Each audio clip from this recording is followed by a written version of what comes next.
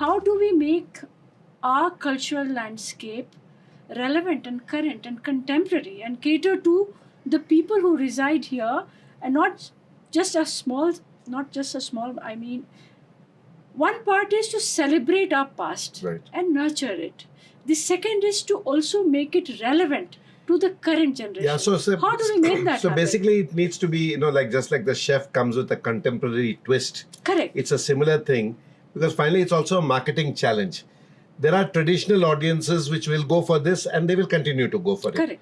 I think the challenge before all of us is to create new audiences, to create interest. I think that's where your question basically is going. Yeah. And I think it is necessary for all people, in particularly the creative artists in the sector, to innovate, to be able to draw in these kind of audiences.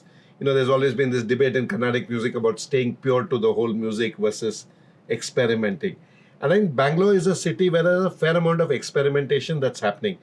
Now, the challenge really is also to market it. I'm a believer that one way to market, and which is what we did at BIC, is to make these events free for anybody to attend, even people who can afford it. Therefore, essentially, I'm a great believer that we need to expand audiences, and the ticketing route has a place and definitely needs to be done in many situations, but it needs to coexist with a free to attend model where you can generate new audiences who say, I didn't realize a play would be this good, and next time around will actually pay for a play to go see it, because they otherwise never took the trouble of buying and going.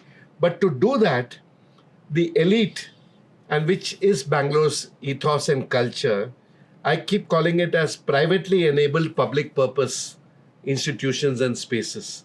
BIC is an example of that, and there are more coming up along those lines. I really think that we need to have more of the philanthropists coming forward to help create spaces which basically can enable artists to showcase their wares. And among all the cities in India, Bangalore has a better chance to make that happen than any other city.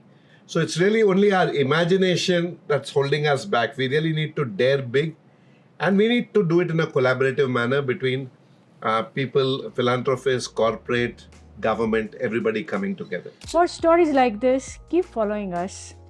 From Code to Culture, our podcast. Subscribe to our channel, follow us on social media.